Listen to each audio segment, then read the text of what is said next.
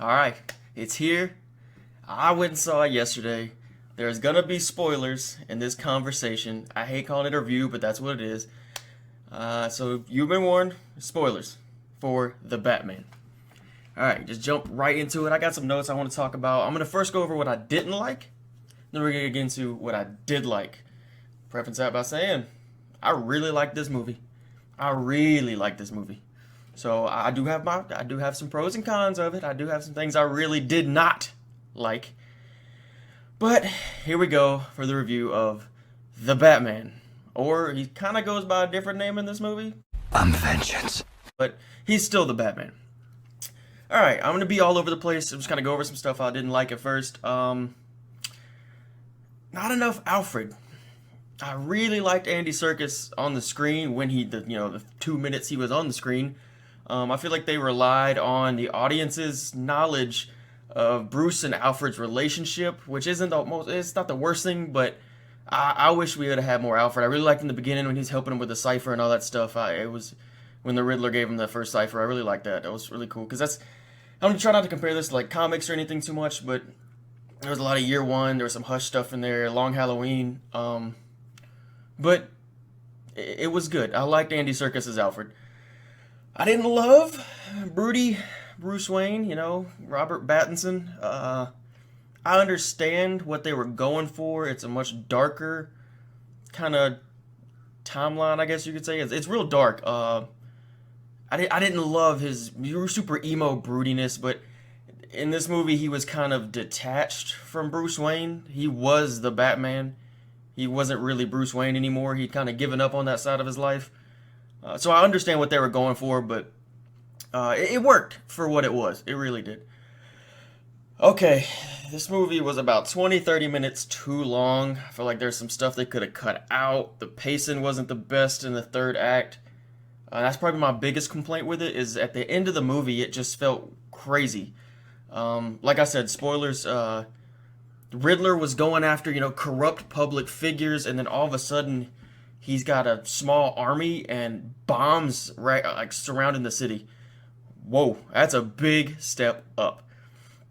I liked it when it was much more grounded and he was picking off ones and twos, and he was, two, three steps ahead of Batman at all times, and it turned out Batman was helping him and without the knowledge of Batman, but he was using him. He wanted Batman to be his friend. He thought they were a team. He Yeah, he didn't get what he wanted in that one. But yeah, I thought it was just the ending was kind of weird to me. It felt like a really strange step up from picking off public figures. Uh, there was some identity politics in it, which I'm not a huge fan of in any movie. Catwoman's white privilege line was cringy as shit. There was a lot of moans and groans in the theater I was in. Um, it almost took me out the movie. It really, it hits the e-brake on what's going on in the movie. It really tries to get you back into it quick. And that was a studio thing. It had to be a studio input where they told Matt Reeves, this is what you need to do. You have to put this line in there. And there's some stuff at the end, the Joker stuff at the end. I feel like that was a studio thing. You got to check those boxes, I guess. It's Hollywood's fault. I'm going to give Matt Reeves the benefit of the doubt, even though he comes from wonderful J.J. Abrams, who helped murder my favorite franchise of all time in Star Wars. But I'm going to give Matt Reeves the benefit of the doubt, because besides there the race swaps, the white privilege line, the fact that, I made a video on this, Ryan Kennel said it, and that, all the bad guys are pretty much white, which, depending on your tolerance level, that's not going to bother you. It didn't really bug me too much. It didn't really bother me that, there was a lot of white bad guys. I don't really care too much about that. But yeah, that white privilege line is just really on the nose, and it almost took me out of the movie. The race swaps, like I said, are not ideal. I don't love race swapping any character, but the actors killed it. They absolutely slayed it. Jim Gordon was awesome. He was great. I thought him and Batman worked really, really well together. Zoe Kravitz, I thought, may be the best on-screen Catwoman I've ever seen. I'm not counting animated series stuff. I'm talking live action.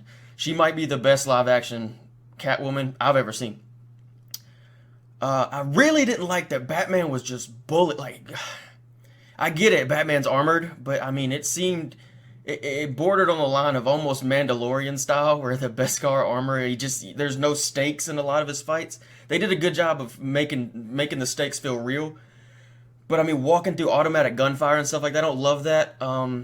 It goes to like the first scene when he's at the Iceberg Lounge, and he goes in and he just barrels his way through the whole club. I feel like Batman, when he would have found a skylight and snuck in, and he would have really been stealthy about it. I don't really see him barreling through a club filled with mobsters and gangsters, just to get to the Penguin to get some information. I see him kind of being taking more stealth route, which I think would be more realistic for the character. But hey, I mean, it was a good action scene.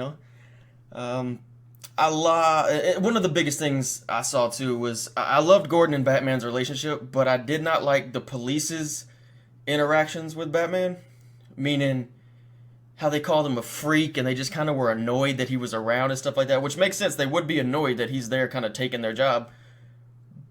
But this dude should still be like, they should be terrified of this guy. And they kind of do it in the first scene where he's walking through the hallway to the Riddler's first murder, and there's a lot of guys like staring at him and like, you're gonna let him in here? Like, he's a vigilante. But they should be terrified of this dude. Like, they know he's not gonna hurt them, but it's just this figure of he is the embodiment of fear. He tries to embody fear. But yeah, that's kind of all I had really big issues with the movie. Overall, I loved it. Getting into stuff I really like. This is kind of, it says it's year 2 Batman. It gives me a lot of year 1 vibes. He doesn't really seem to have all his gadgets. It's like a brand new Batmobile. He doesn't really have all his gadgets. I kind of like that. It kind of grounded him a little more. He doesn't have his cape where he's glad he has to use a damn wingsuit, and you can tell I got the interpretation that he's never used that thing before.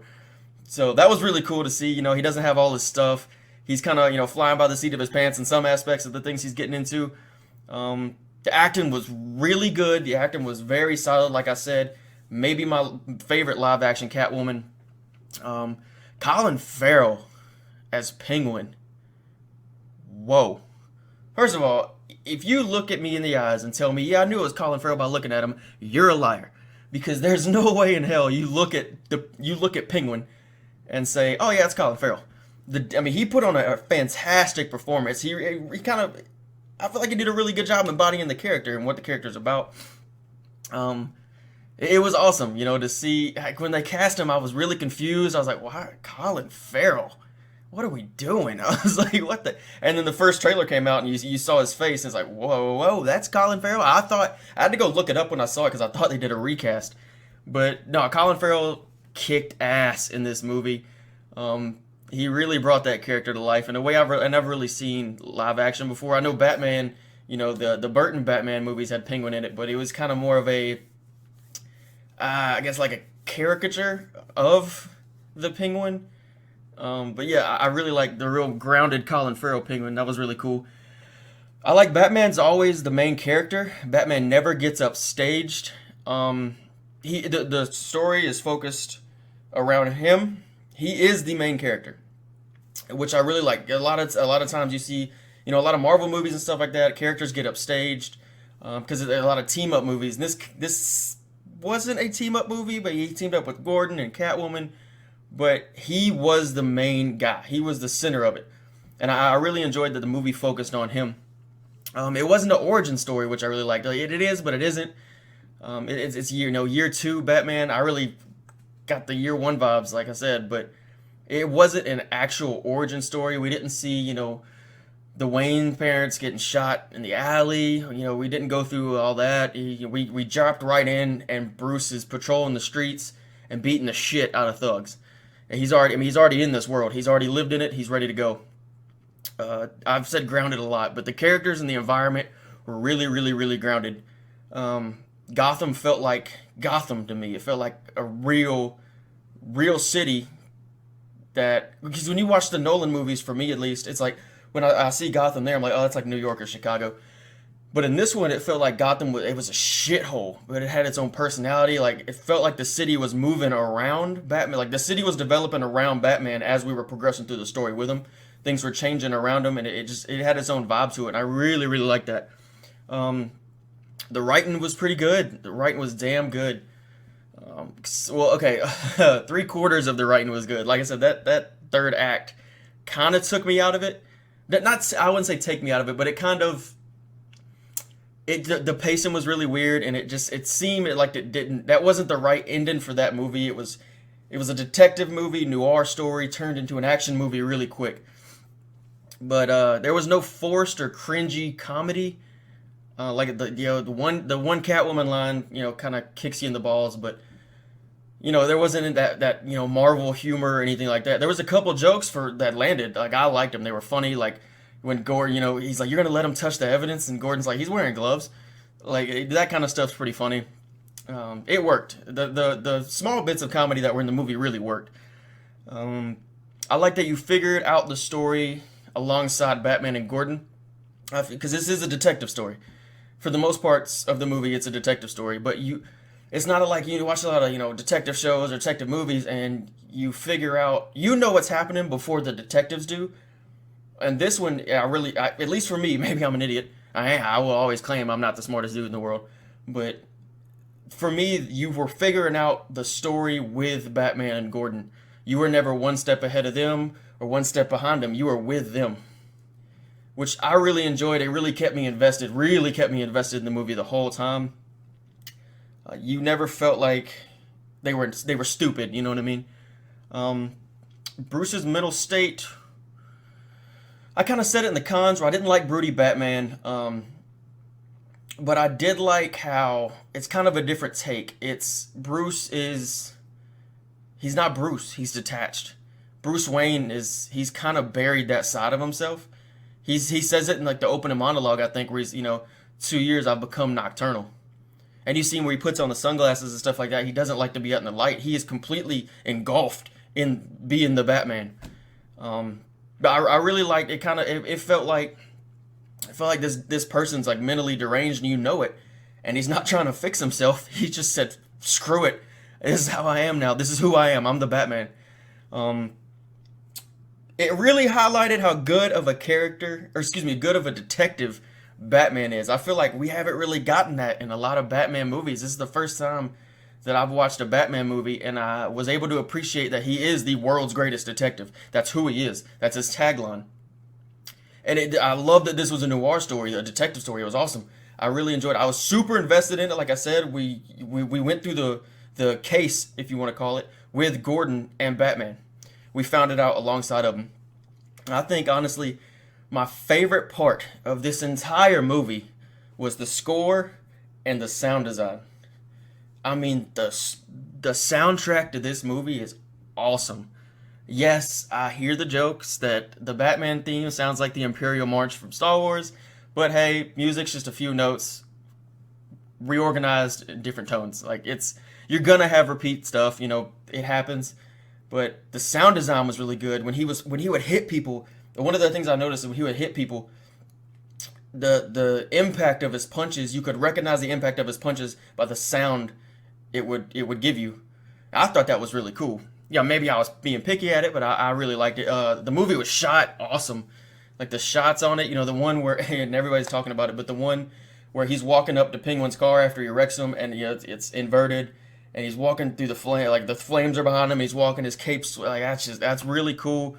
I like it is really it's shot it's shot beautifully, and the sound design's amazing, and the score is awesome, and that's probably my three favorite things about it. I thought the fight scenes are really solid. There wasn't a lot of fight scenes where I didn't think there needed to be. It was a detective movie. I didn't think there needed to be a hell of a lot of fight scenes, but the ones that were in the choreography was good. It was really fun. It had the right amount of action in there for me at least. Batman's voice, I really liked that he wasn't the Bale like super growly. Yeah, I kind of like that he just kind of dropped his voice an octave and just talked. It didn't feel like he was trying to growl at you or bite your head off. He just spoke. I thought it was a little weird that when he said "I'm vengeance," like yeah, maybe he doesn't have the reputation as the Batman yet, so maybe the thugs kind of ran with that name and it's become like this cult thing where that's what they think they call him. That's what the low level thugs call him. Catwoman and Batman's chemistry was pretty good. I thought their story, from the course of a 3 hour movie, it progressed pretty well. I loved it. I love this movie. It was really good. I wouldn't rank it above The Dark Knight or anything crazy like that some people are doing. It's around there with Batman Begins for me. I thought, which I think Batman Begins is probably the second best Batman movie. And then I look at Batman '89 and Batman Forever for me might be my favorite, but that's just nostalgia speaking because that's the one I kind of loved growing up. But it is up there. I think it's up there in the top tier Batman movies. The biggest knock on it is, a little bit of identity politics, and that third act was just, it took me out of it. But three-fourths of this movie were awesome. Three-fourths of this movie were absolutely fantastic. I really, really had fun watching it. Me and my wife rarely get date nights, so when we do, we try to pick a movie and hope it's really good. And I'm so happy we went and saw this one. But let me know what you think in the comments below. Like, share, subscribe, and we'll talk to you later.